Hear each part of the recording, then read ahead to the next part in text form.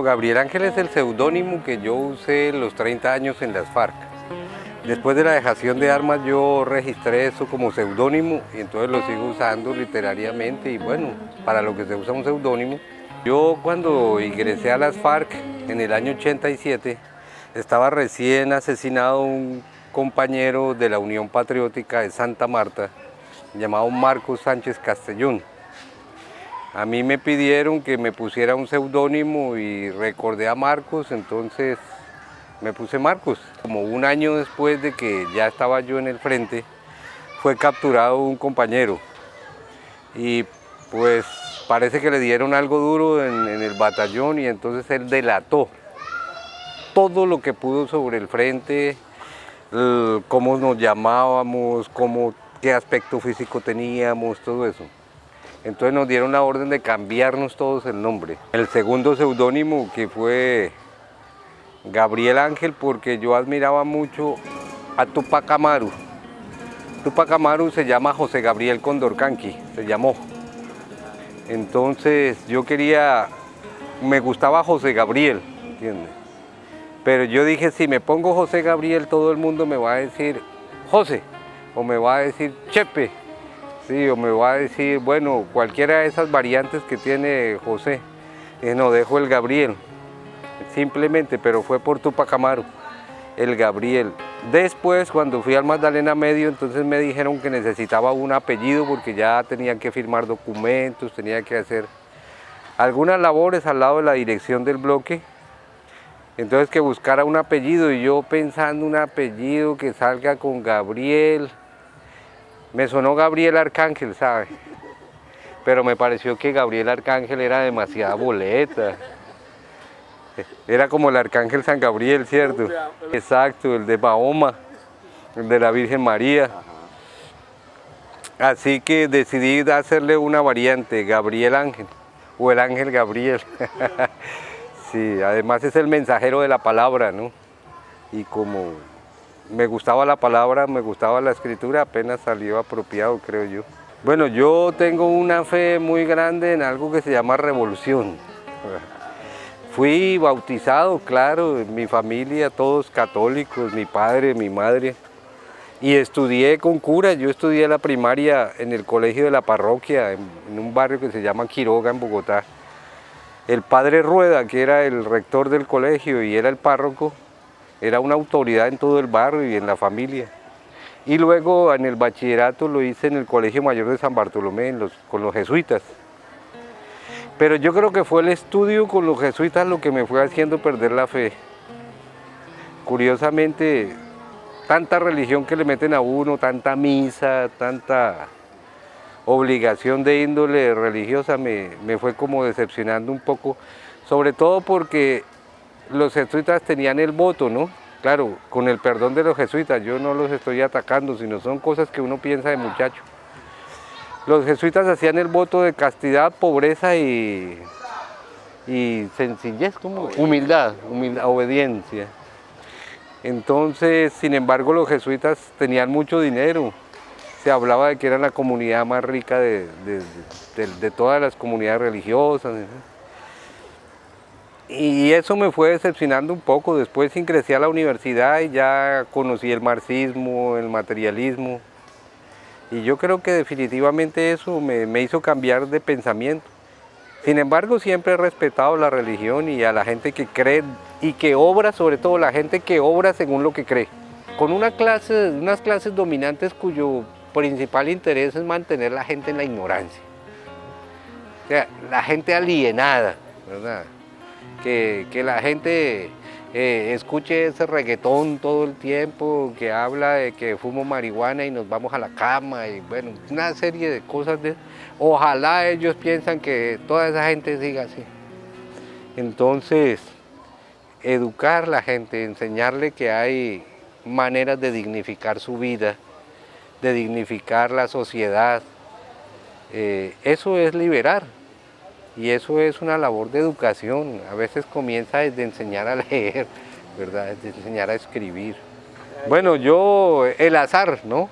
A mí me invitan al lanzamiento de mis libros en la Feria del Libro de Barranquilla y entonces unos amigos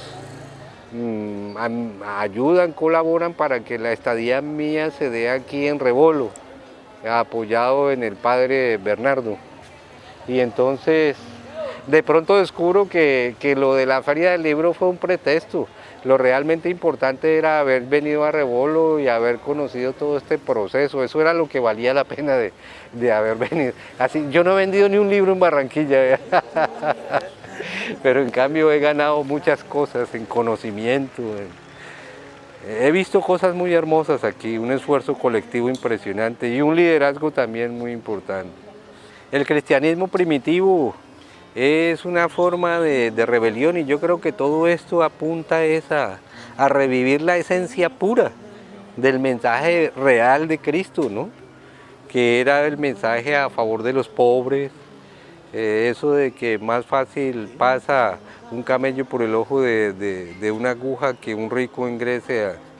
Todas esas parábolas que de alguna manera con los años la propia iglesia las tergiversó, las transformó. Bueno, yo no sé si ofenda a alguien, pero yo no creo que los evangelios fueran como son realmente. Eso fue muy cambiado, muy trastornado. Mire usted que, por ejemplo, Pedro, en la noche del huerto de los olivos, cuando van a capturar a Jesús, saca una espada y le corta la oreja a un soldado romano. ¿Cómo se explica que un apóstol de Cristo cargara una espada? ¿Me entiende? O sea, ahí hay algo que se les olvidó borrar cuando rehicieron los libros.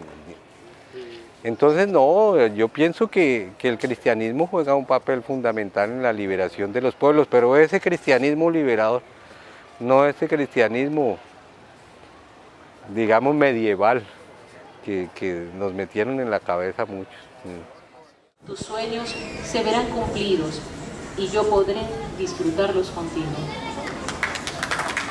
Muy bien, Patricia, extraordinario, hermoso, muy bien. Eso es extraordinario. Eso es volver uno a sentir que hay esperanza, ¿me entiendes? Que hay gente que está entregada desinteresadamente, ¿sí?, a la culturización, a la formación de la mente, del espíritu de las personas.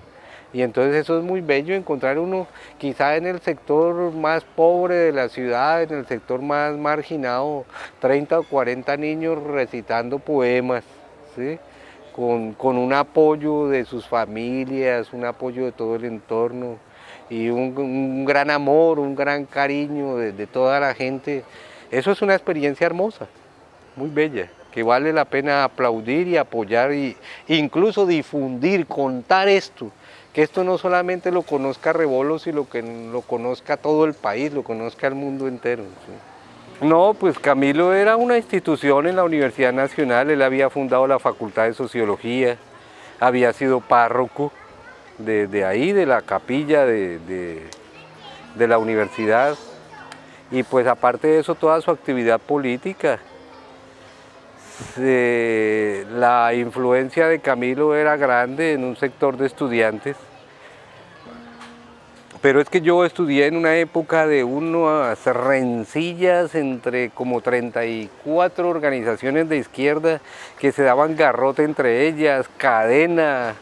Era un enfrentamiento violento que yo nunca pude entender. Todos creemos en la revolución, todos decimos que el pueblo unido jamás será vencido, pero en la práctica somos los que más dividimos al pueblo, los que más lo enfrentamos entre sí, y entonces eso carece de sentido. Eso me llevó a que nunca militara. Yo no quise militar en ninguna agrupación porque me parecía que matricularme en una de ellas era declarar la guerra a otras, y eso era absurdo, yo no lo hice. Cuando vivía en Valledupar, por allá hacia el año 85, que conocí unos amigos que estaban fundando un movimiento nuevo llamado Causa Común, y que unos meses después, a raíz de los acuerdos de la Uribe que se habían firmado con el gobierno Belisario Betancur y las FARC, entonces había surgido la idea de un movimiento político llamado Unión Patriótica. A nosotros nos gustó, Causa Común se unió a la Unión Patriótica y fuimos fundadores de la Unión Patriótica en el Cesar. Ricardo Palmera era el gerente del Banco del Comercio cuando yo vivía en Valledupar, un hombre muy inteligente, muy brillante, muy capaz, de izquierda, pero que pertenecía a la clase alta de Valledupar por su familia, y entonces además era gerente del banco, entonces él observaba una militancia de apoyo, de amistad, de solidaridad, pero no aparecía públicamente porque eso lo perjudicaba de manera social. Con él trabajamos en la Unión Patriótica, como digo, él un poco a la sombra, y fuimos grandes amigos, incluso somos compadres. Y bueno, después ingresamos a las FARC para la misma época, en el año 87. Nosotros fuimos una generación que buscó el camino de la montaña para preservar la vida y para preservar entonces la bandera de unos ideales, que eran los ideales pues, de la Unión Patriótica, un movimiento amplio que agrupara a la pobrecía de Colombia, a la gente que era inconforme, que no creía en los partidos tradicionales, que pensaba que este país requería un cambio. Y entonces por eso de repente empezó una operación criminal, matando primero los congresistas, los diputados, los concejales, luego los alcaldes, los simpatizantes, los dirigentes. No hubo más que hacer.